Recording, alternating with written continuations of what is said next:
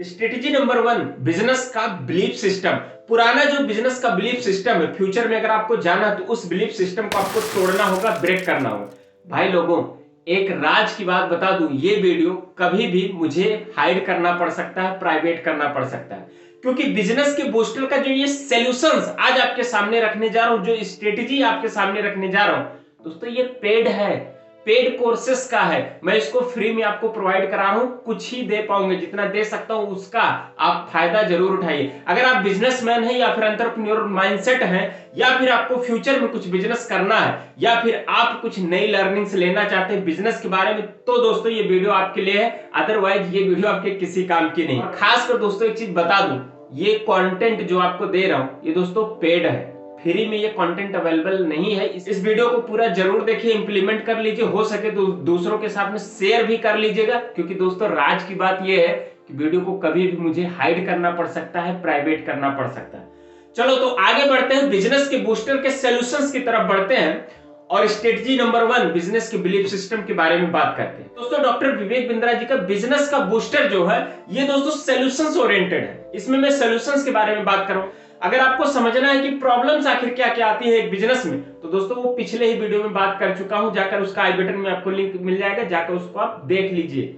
तो दोस्तों बिजनेस का जो बिलीफ सिस्टम है उसको आपको उस पैटर्न को ब्रेक करना है। दोस्तों अगर आप चाहते हैं कि आपको फ्यूचर में कुछ नए पॉसिबिलिटीज, न्यू रिजल्ट मिले, तो उसके लिए आपको एसोसिएशन चेक करना होगा, साथ में इंटरप्रिटेशन, और उसके बाद में आपको न्यू एक्शंस लेने पड़ेंगे अगर आपको कुछ बेहतरीन, कुछ अच्छे रिजल्ट चाहिए। तो अगर पास्ट में सक्सेस नहीं हो पाए तो फ्यूचर में भी सक्सेस नहीं होंगे, ऐसा कुछ बिलीव होगा आपका। तो दोस्तों इस पैटर्न को आज पूर्ण रूप से तोड़ देना है, क्योंकि कुछ नई चीजें आपको इंप्लीमेंट करना है, नए रिजल्ट, नए आइडियाज के साथ में। सबसे पहले चेक कीजिए आपका एसोसिएशन। अगर आपका एसोसिएशन अच्छा है उसको एक बार रीचेक कीजिए। एसोसिएशन ऐसा होना चाहिए जो आपको न्यू आइडिया दे, आपका एसोसिएशन आपको इंप्लीमेंटेशन करे, आपका एसोसिएशन आपको आगे बढ़ाने में हमेशा से मदद करे। तो दोस्तों उस एसोसिएशन को आपको आजू बाजू अपने एसोसिएशन को चेक कीजिए। एसोसिएशन अगर ठीक नहीं तो उसको ठीक कीजिए। दूसरा है इंटरप्रिटेशन। इंटरप्रिटेशन वो है कि अगर आपका एसोसिएशन अच्छा नहीं हो पा किसी भी रीजन से, आप कुछ भी ऐसा कर रहे हैं कि भाई नहीं हो पाएगा एसोसिएशन अच्छा, मेरा माहौल ही ऐसा, तो आप खुद में इमेजिनेशन करो कि आप खुद से क्या वो चीजें कर सकते हो जो आपकी बिजनेस के लिए न्यू ग्रोथ, न्यू रिजल्ट लाकर देता है। और दोस्तों न्यू एक्शंस जो लेने हैं वो आपको पुराने जो पैटर्न है, आपके जो पुराने बिलीफ सिस्टम है, पुराने पैटर्न, उनको दोस्तों तोड़ना पड़ेगा, खंडित करना पड़ेगा, अन्यथा आप नई चीजों को एवेल्युएट नहीं कर पाओगे। जब तक पुरानी चीजों को छोड़ोगे नहीं तब तक नई चीजों में आप इन्वॉल्व नहीं हो सकते। बिजनेस के बूस्टर से आपको फायदा क्या होता है कि आपका बिजनेस कैसा भी हो, उस बिजनेस को एक लॉन्ग टर्म ग्रोथ देने में आपको बहुत बड़ा बेनिफिट मिलता है। ये दोस्तों डॉक्टर विवेक बिंद्रा जी का जो लीडरशिप फनल प्रोग्राम होता है, जिस फनल प्रोग्राम की, जिस इवेंट की लोग दोस्तों कसमें खाते हैं कि ऐसा प्रोग्राम आज तक मैंने कभी नहीं देखा, ऐसा प्रोग्राम कभी लिया ही नहीं, कभी ऐसा ट्रेनिंग अटेंड ही नहीं किया, ये दोस्तों कंटेंट उसी का। स्ट्रेटेजी नंबर 2, लीड की प्रायोरिटाइज बैंड टेक्निक से करना सीखिए। अगर आप बिजनेस कर रहे हो ना, बिजनेस से आप बाहर हो जाओगे अगर आपको लीड की प्रायोरिटाइज करना नहीं आ रहा है। लीड की प्रायोरिटाइज करने के लिए 4 चीजें आप चेक करो: बजट, अथॉरिटी, नीड और टाइमलाइन। अगर ये 4 चीजें किसी भी कस्टमर का मैच करता है तो दोस्तों उसके ऊपर टाइम देने लायक है। चेक करो एक कस्टमर का कि क्या उसके पास में बजट है, जो भी आपके पास में माल खरीदने आ रहा है, अथॉरिटी है उसके पास में, क्या माल वही खरीदेगा, नहीं पता चले आप उसको सारी बातें समझा रहे हो, सब कुछ कर रहे हो और पता चले अथॉरिटी तो उसके पास है ही नहीं, बस सिर्फ आया था वो देखने। और तीसरी चीज, तीसरा चेक कीजिए क्या उसकी नीड है, क्या उसको जरूरत है उस प्रोडक्ट की, आज नीड है, कब नीड है, उसको एक टाइमलाइन के अंडर में उसको जानना बहुत ज्यादा जरूरी है। ऐसा तो नहीं कि उसको नीड ही नहीं है, बस वो वॉकिंग करने आया, शॉपिंग मॉल टहलने आया है, आएगा टहल के चला जाएगा। तो लीड स्कोरिंग अगर आप कर रहे हैं तो आपका दोस्तों समय बचता है, किसी भी कस्टमर के ऊपर ओवर टाइम देने से आप बच जाते हो, और आप प्रायोरिटाइज कस्टमर को जब समय देते हो आपकी प्रोडक्टिविटी बढ़ जाती है। Strategy number 3, evaluate then hire. आप अगर कोई भी सक्सेसफुल बिजनेस रन कर रहे हैं तो फ्यूचर में क्या वो सक्सेसफुल बना रहेगा, ये डिपेंड करेगा आपके द्वारा फ्यूचर में हायर किए गए एम्प्लॉय से। तो दोस्तों किसी भी एम्प्लॉय को हायर करने से पहले कुछ चीजें आपको चेक करनी चाहिए। एवेल्युएट करना है कि क्या उनमें पोटेंशियल है, क्या स्किल है और क्या विल है। और इसको आप एवेल्युएट कैसे करेंगे दोस्तों? पोटेंशियल को चेक करने का मतलब ये होता है कि क्या उनमें एबिलिटी है फ्यूचर में ग्रो करने की। अगर फ्यूचर में वो ग्रोथ कर सकते हैं तो दूसरा चेक कीजिए क्या उनमें स्किल है, किसी भी टास्क को परफॉर्म करने के लिए क्या वो एबिलिटी रखते हैं, क्या उनमें योग्यता है। और तीसरी चीज चेक कीजिए, क्या वो इच्छुक है उस टास्क को परफॉर्म करने के लिए। अगर वो टास्क करने का उनका दिल ही नहीं करेगा तो वो कैसे काम करेंगे आपके यहाँ।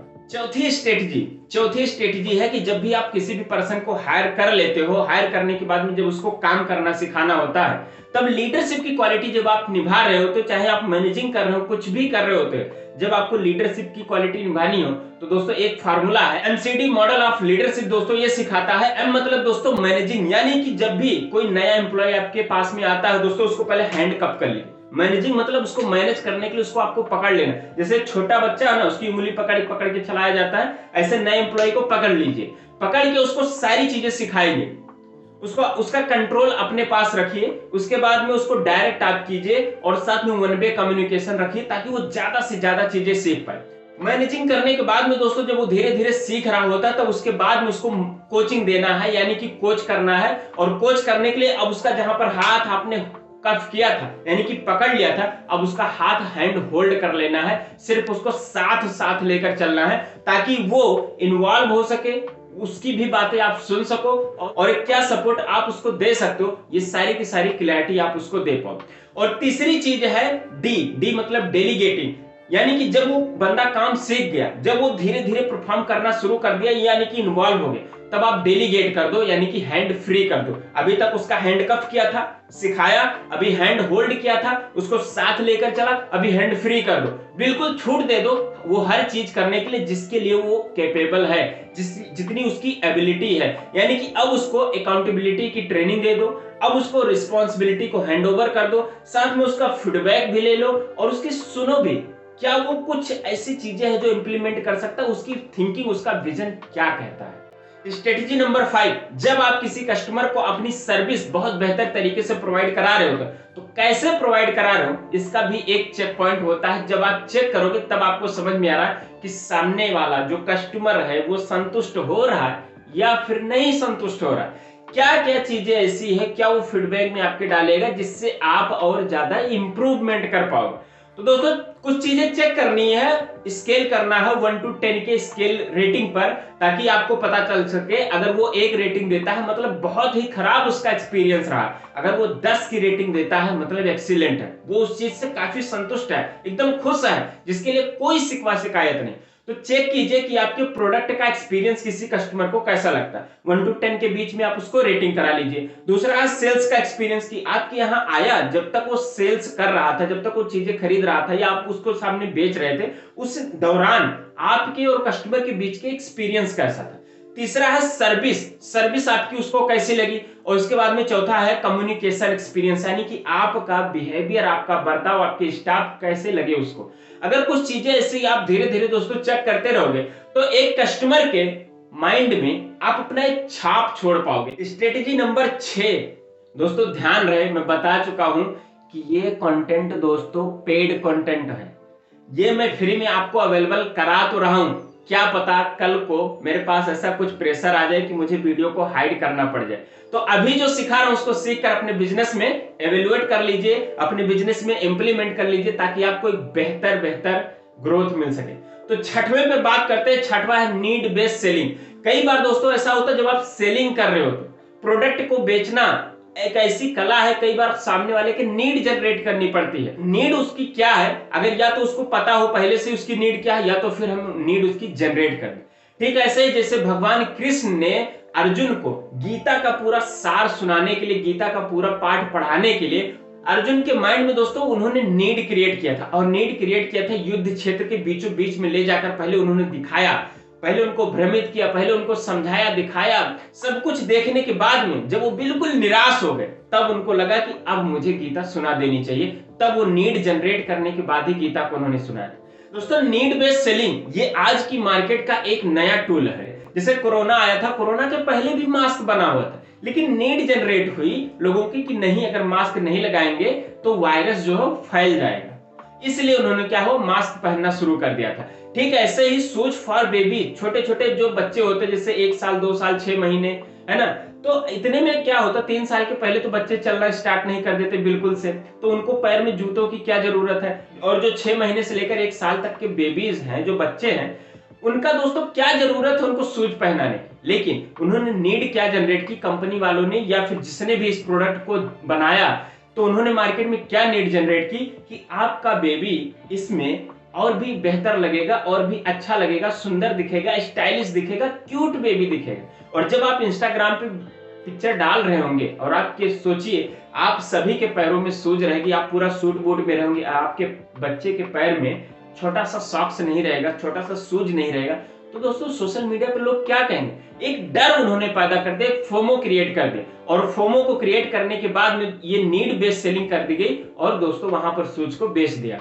हम नाक से सांस लेते हैं, मुंह से भी सांस ले सकते हैं, लेकिन क्या कपड़ों से भी सांस लिया जा सकता है? दोस्तों अपने प्रोडक्ट को लोगों ने मार्केट में फिट बनाने के लिए कई बार ऐसे तथ्य को, फैक्ट को लाकर रख देते हैं, बोलते हैं कि शरीर जो है ये भी ब्रीथेबल है, ये भी सांस लेता है, आपका जो शूज है ये भी सांस लेता है, आपका फीट है ये भी सांस लेता है। तो ब्रीथेबल शूज और ब्रीथेबल क्लॉथ ये भी मार्केट में आए और दोस्तों तेजी से चले। Strategy number 7, competition collaboration strategy. दोस्तों मार्केट में कोलैबोरेशन वर्सेस कंपटीशन तो चल ही रहा है, तो don't confuse the customer by your opinion, और दूसरों के बुराई से भी किसी भी कस्टमर को भड़काए नहीं, अदरवाइज होगा यही कि आपकी बुराई कोई और करेगा, आप किसी और की बुराई करोगे और इस तरीके से कस्टमर को लगेगा कि मार्केट में हर कोई बुरा है और पूरे मार्केट को छोड़कर वो किसी और मार्केट में शिफ्ट हो जाए। तो आप क्या चाहते हैं? आपके मार्केट में कस्टमर बना रहे या फिर आप ये चाहते हो कि आपके मार्केट में कोई भी कस्टमर ना रहे? डेफिनेटली नहीं चाहते हो। तो आपको कोलैबोरेशन के साथ में अगर आप काम करते हो, यानी कि आपका भी प्रोडक्ट बिके, आपके सामने वाले का भी प्रोडक्ट बिके, हो सकता है कई बार आप दोनों में कंपटीशन हो, लेकिन कुछ ऐसा भी किया जा सकता है जिससे कोलैबोरेशन होकर भी प्रोडक्ट बेच सके। दोस्तों नॉन कॉम्पिटिटिव ब्रांड जिसका टारगेट कस्टमर सेम होता है, वो आपस में कोलैबोरेशन करके ही अपनी प्रोडक्टिविटी को और बढ़ाते हैं, अपने रेवेन्यू को और बढ़ाते हैं। जैसे आपने मैकडोनाल्ड का नाम सुना होगा, मैकडोनाल्ड पे कभी भी जाएंगे तो वहां पर उसके साथ में आपको कोका कोला ही मिलता है। अगर पिज्जा हट पे जाएंगे तो वहां पर आपको पेप्सी ही मिलेगा। यहाँ पर ना तो आपको कोका कोला मिलेगा और ना ही आपको मैकडोनाल्ड पे पेप्सी मिलेगा।